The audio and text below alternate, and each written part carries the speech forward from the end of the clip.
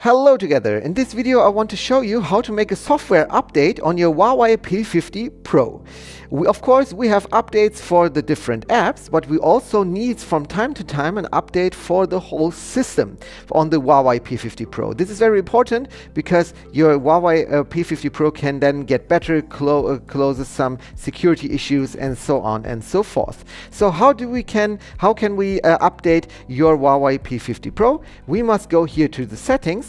And if you are here at the top, you just go right to the bottom where you can see here system and updates, and I click on system and updates, and then I can click here on software update. And you can see I have 12.0.1 from the software, and here your current software is up to date, but you can also check for updates again, and you can see, okay, my software is still up to date.